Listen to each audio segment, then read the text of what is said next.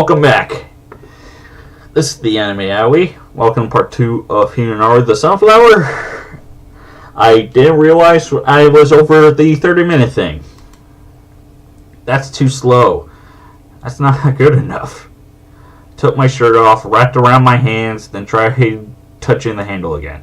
Didn't take too long for me to realize this wasn't such a bright idea. The heat passed through the cloth in seconds, burning my hand. On top of that, the handle itself was way too heavy to turn. Why was I so desperate? Did I just want to save someone? No, that was not it. I wasn't driven by logic or reason. I always had been looking up at the sky. As such, I felt like I couldn't just overlook something that came crashing down from it. That was probably all there was to it. My hands wouldn't soon give out. Open up, open up, open up already! The handle finally turned with a violent screech. I could feel the heat escaping through the small opening. Damn, it's like a sauna in here. Mindless of my burns, I pulled on the hatch with all my remaining strength. Press on me. Then what? What was I so afraid of?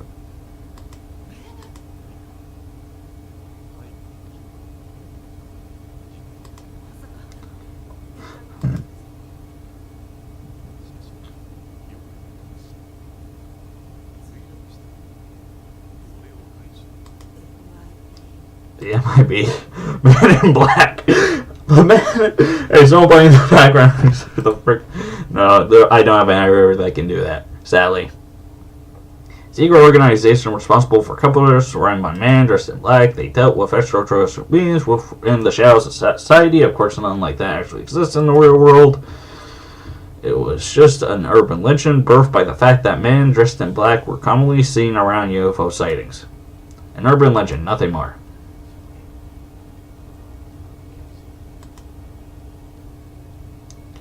Press carefully removed the machine gun from his shoulder.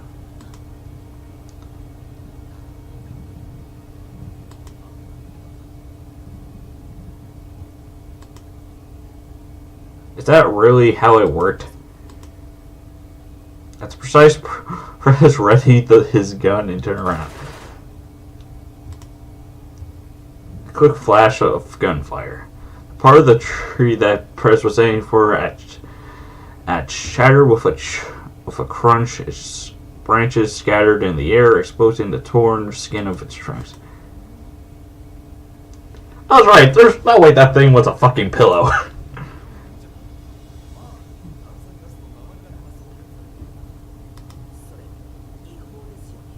Yeah, that would still be actual bullets. Obviously, I genuinely hoped he didn't start carrying a real one around one day.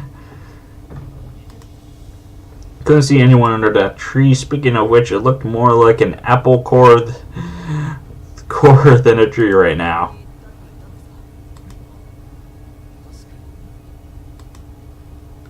A man dressed in black. Literally MIB. Can an organization like that really exist on top of that? Here, of all places? And that huge thing lodged in the ground behind my back. Could it be? Felt chills. Maybe there was something we shouldn't get involved with.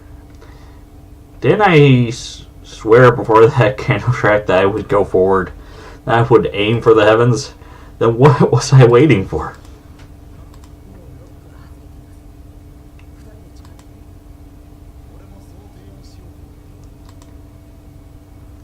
And my mouth is sore as fuck. A metallic monument rising to the heavens. We placed our hands on the latch. For a moment it felt like some raider defiling the graves of the ancients. Although the hatch still felt a bit hot to the touch, there was hardly the time to be worrying about it. The lid wouldn't budge. I wonder if it had gotten stuck. Even with our combined strength, we were no match for the thing.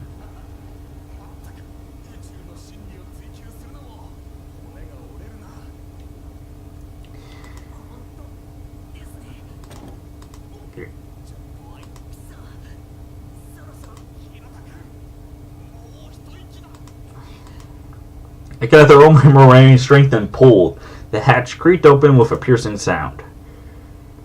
The interior of the spaceship was illuminated by moonlight.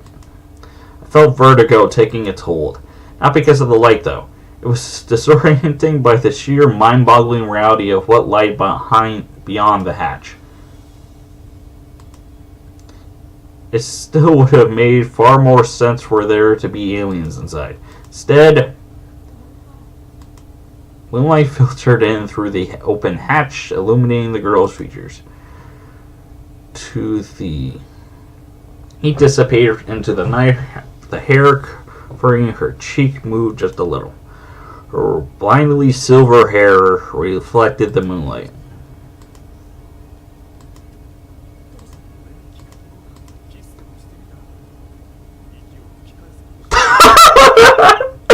Okay.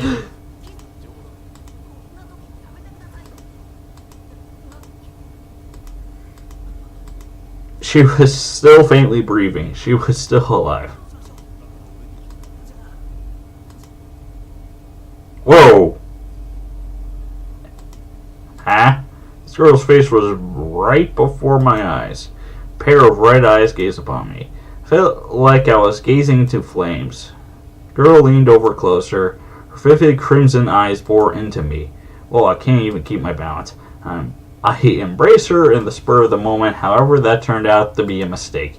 Without anything to lean on, the two of us tumbled onto the ground together.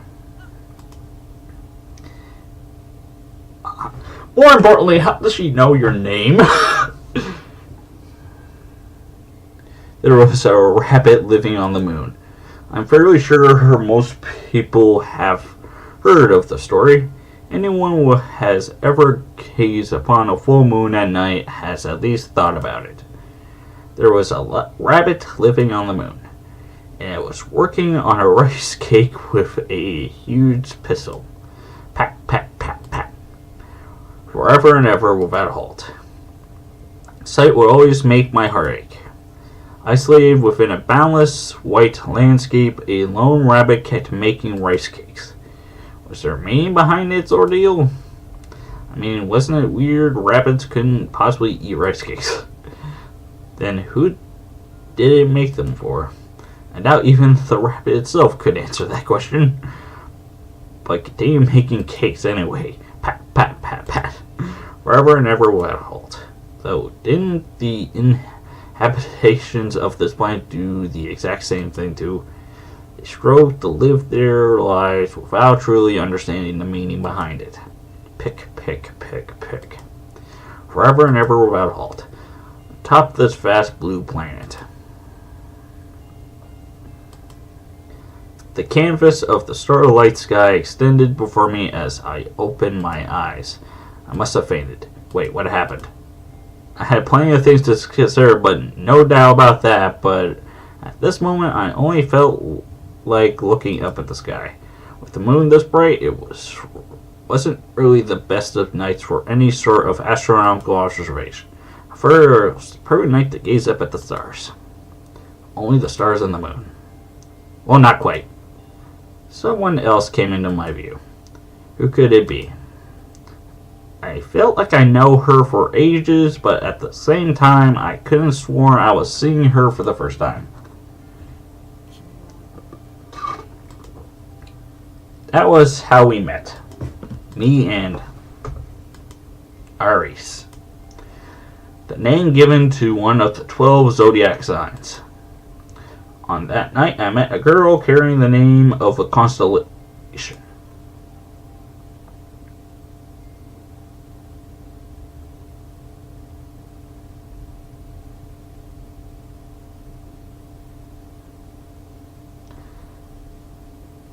Tuesday.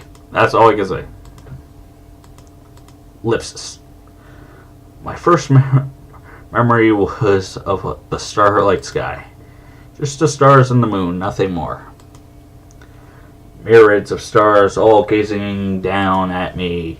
Thousands of glittering gems adoring the sky rejoiced at my birth. Were humans susceptible to imprinting, I would have fallen deeply in love with them if in the blink of the eye. Couldn't remember a single thing that had happened before. Could only assume I was born within the boundless sea of stars. However, that was far from the truth. As I rose, a hellish scene played out before my eyes. Fields scorched by fire. A world painted red. The wind carried the abominable smell of blood, but I didn't care. I didn't feel like doing anything. My body hurt all over, almost as if it was sliced to pieces, as though it wasn't my own. I couldn't even remember my name. I closed my eyes, drowsiness rearing its ugly head. Next time I awoke, I was in the hospital. I was told that my name was Hinata Yuji, and that I was the sole survivor of the Sandian 80 crash.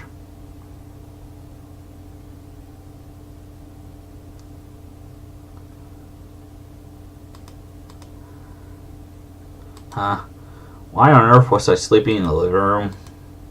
I slowly stood up. It was 4 in the morning. It wasn't even light out yet. I felt disoriented, possibly because I slept on the sofa.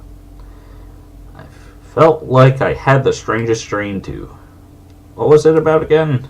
I attempted to reorganize my disjointed memories. Right, I was looking up at the night sky. Detached, unfeeling, I found myself gazing into a bottomless darkness. Then the stars, the moon, and a girl. I focused on that memory. It wasn't from 2 years ago. It was from last night. I saw a shooting star falling in the direction of the park. I chased after it and met a girl there. They were dressed in peculiar clothes, her body covered in scratches, and her eyes bright crimson. I had to be losing my mind. I glazed at my palms. No signs of burns. Where did the dream end and where did reality begin? I couldn't tell. With the heat I felt, the weight of her body, that couldn't have been a dream. I tried to reorganize my thoughts.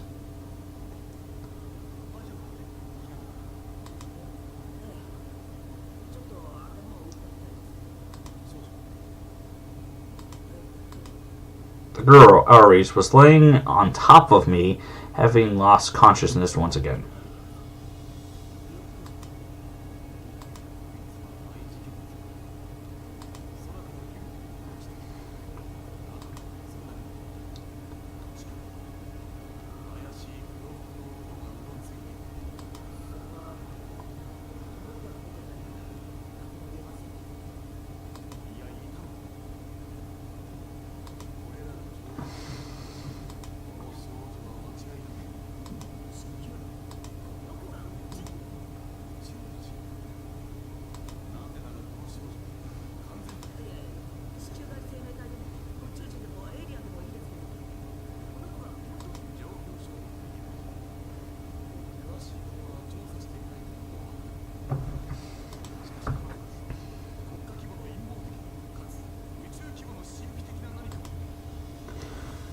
This girl, an alien, I wouldn't have suspected that far of how peaceful she was sleeping over there. She did come from the sky, though.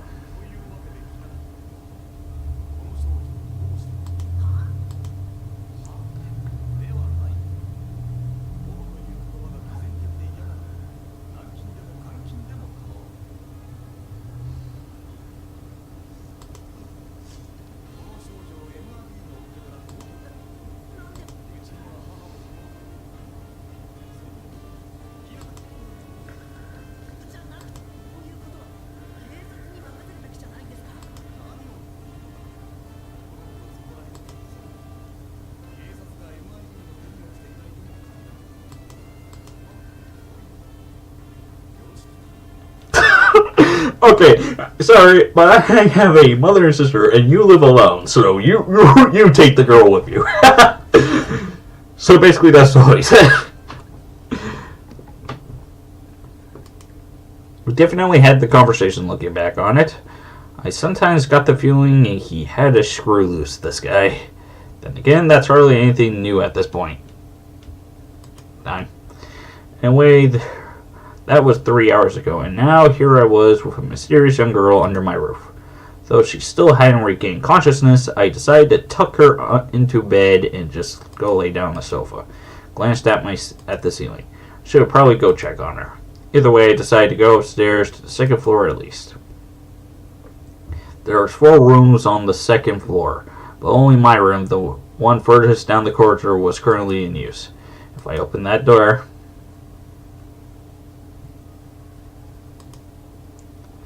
there she was, sleeping like a baby.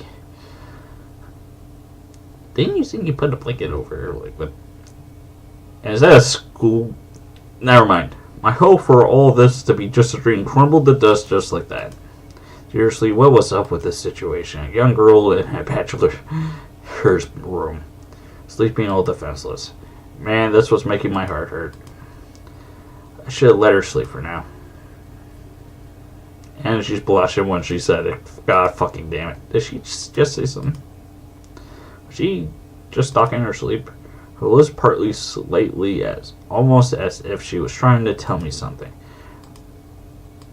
Huh? I spotted a pair of bright crimson eyes homing in on me. We were staring at each other in silence, completely frozen in place. After much waiting, the unmistakable growl of a stomach rang in my ears.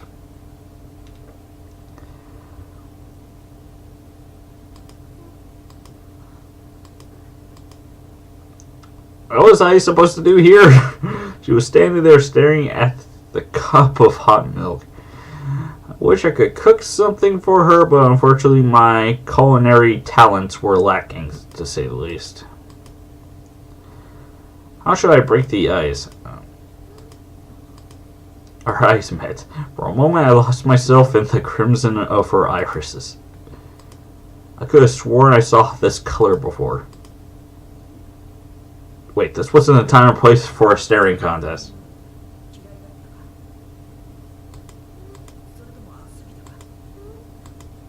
Zero reaction. Wait, what if she didn't even speak Japanese? Now, actually, I'm pretty sure I heard her talk a while back. Aries. The name of one... The sound of the name that hesitantly left my lips filled with a peculiar sensation of familiarity. Because I was familiar with the constellation, it felt very odd. Huh? The girl smiled at me.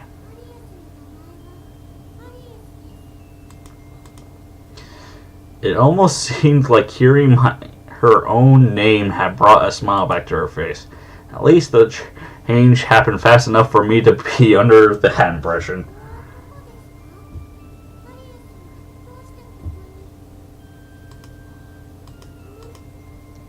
Right, gotta get it together.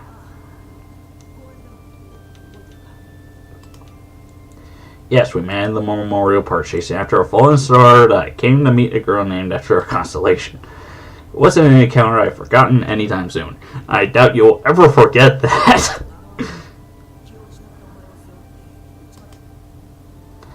I was at a loss as to what to do. What if she turned out to be a real alien? The girl gave me a puzzled look. Wait, if we could communicate like this, I meant... Huh? I remember this feeling. Wait, what? It was premonition. It was a premonition. Something only I would pick up on.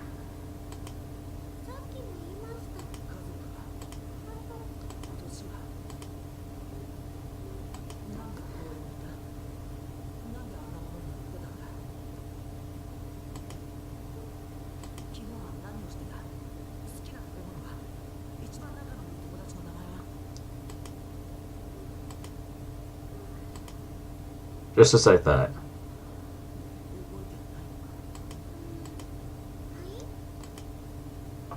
My gaze unconsciously drifted toward the ceiling. Damn. Okay, I guess her case was not as bad as mine. When I was in her shoes, I could remember anything, not a single thing, my own name included. But most likely plenty of other, far more importantly, things as well. At the very least, she likely enough she could remember her own. In short, Aries had amnesia. Just like I did 2 years ago. She was peering at me with puppy dog eyes. I wonder what the world looked like when viewed through those crimson irises. A bright world where every little thing was a new, wonderful discovery, or a bleak, hollow wasteland. She had but one thing left to her own name, Iris. Aries. She was all alone in the vast, vast world. I had already made up my mind the moment I met her. No, ever since I first spotted the statue.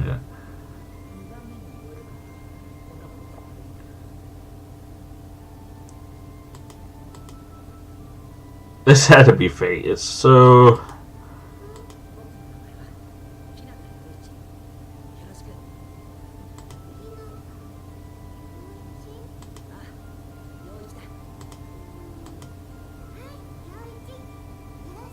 She was saying my name earlier. Like, what? You flashed an angelic smile. Aliens, MIB, don't be ridiculous. This girl must be simply been a victim of some unfortunate accident. And along with her memory, she lost everything. Save for her own self.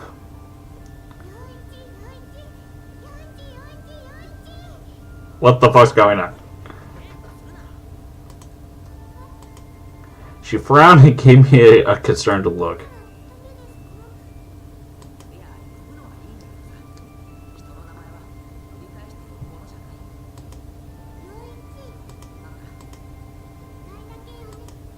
She flashed another angelic smile. She might be a bit of an oddball. I pointed at her milk. It probably already gone gold by now. She glanced at me, then at the cup, then back at me.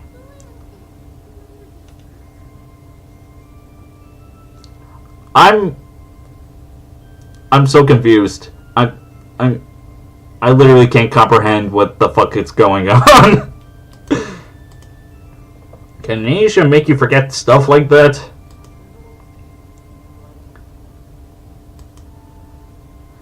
Seriously, how were you supposed to explain something like this?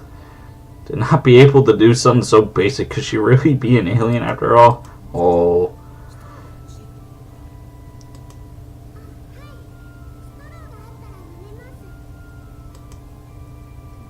Was she just being a spoiled brat?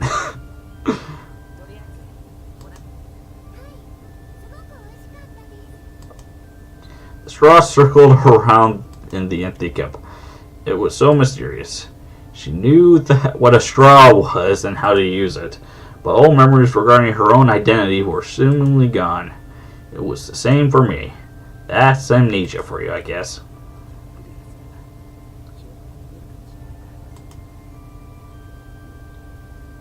The doctors told me the exact same thing back then. Sorry, I just had to pause. But my memories never returned.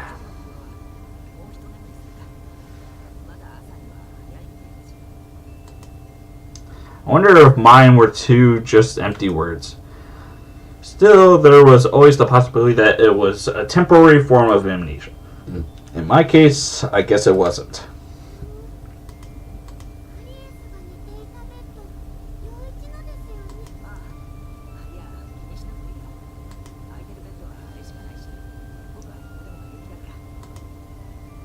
There was technically a bed in my parents' room, though it hadn't been used in ages. Even if it wasn't filthy, the room itself was locked.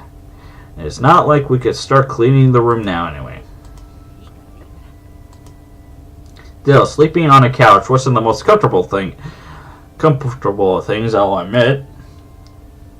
And I was pretty sure I had this weird dream because of it. Glittering white lights with shades of violent crimson. A stench of decaying hanging in the air. Could that dream have been... As I hope I didn't scare her, she peered into my eyes, a hint of unease in her gaze. Aries reached out and touched my cheek. It felt a little... I felt some tiny jolt of electricity on my skin. Right, I did graze my cheek at school during the... I had completely forgotten about that. It really was just a scratch. In fact, it had already begun to heal up. Even still, it hurt a bit when touched directly. Ari's fingers were smeared in blood. My wound had probably reopened during the commotion earlier.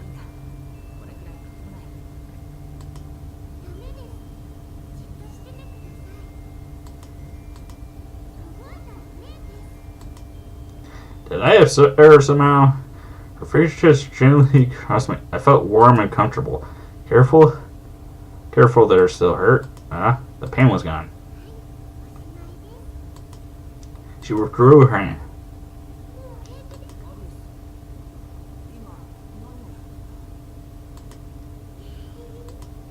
I touched my cheek to make sure. The scab was gone, and the wound itself had vanished without a trace too. Ari's flashed a triumphant smile.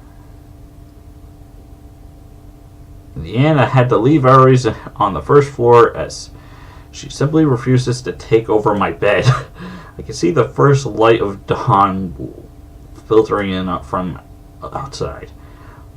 On the hand, was entirely drained. Too many things happened in a short span of time. I chased after that shooting star in the park, met Prez out on the streets. Ari showed up. As it turns out, she was amnesiac. And she still had no idea what she did to my cheek. Let's just hit the sack. I'd probably be able to make more sense of all this while I get some rest. I hope she was doing fine down there. Instead of her torn outfit, I gave her my own shirt and pants to change into. They were designed for men, but hey, desperate times call for desperate measures. I wonder if she managed to change properly. God damn it, I couldn't sleep with all this useless thoughts swirling around in my head. I gave my cheek a light touch. How could the wound just disappear like that? The warmth of her touch was when she reached out to me. Seemed familiar, almost. But no matter how hard I tried, I couldn't really call why. Drowsiness began to set in, and soon enough I drifted off to sleep.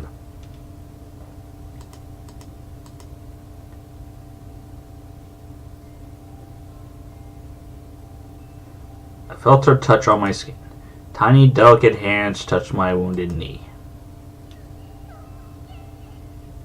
What the fuck is going on? Her words spilled forth like a spell, a gentle lullaby. Almost like she was wishing upon the shooting star, or had uttered a feeble prayer under her breath. A small light thing, nothing more. But the palm of her hand felt warm and comfortable. I ended up believing her. The pain was gone.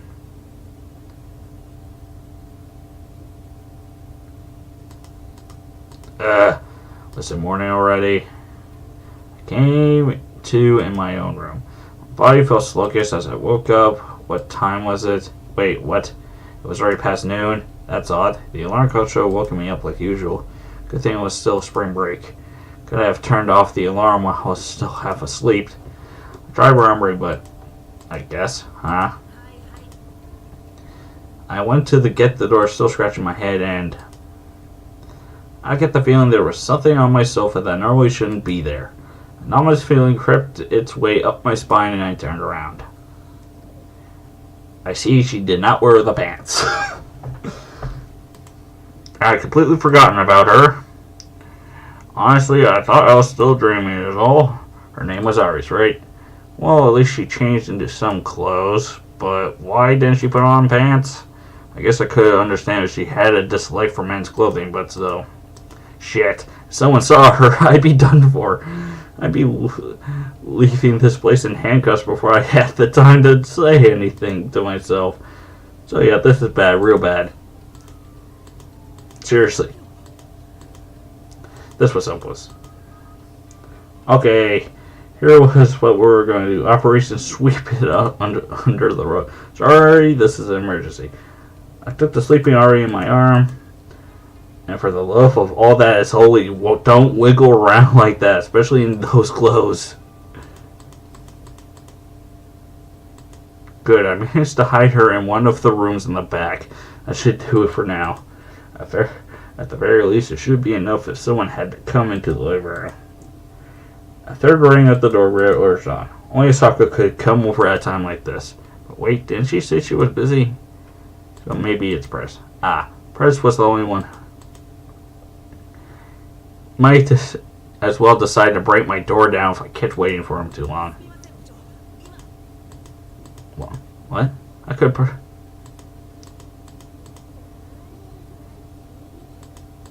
Wait, this was Asaka's voice.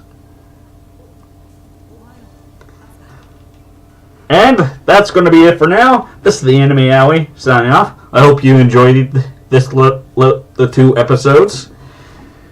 Also, my mind is boggled at this point. Also, I'm very confused.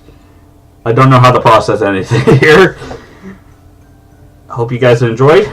Leave a like, subscribe, comment again if you want me to play Fruit of Gracia for my channel. And like I said before, Just Desserts would be stopping now. I'm not going to record a video of it. I'm just going to leave it alone or just play it off for my off time. Okay? Hope you guys have enjoyed. This is the Anime Alley, signing off.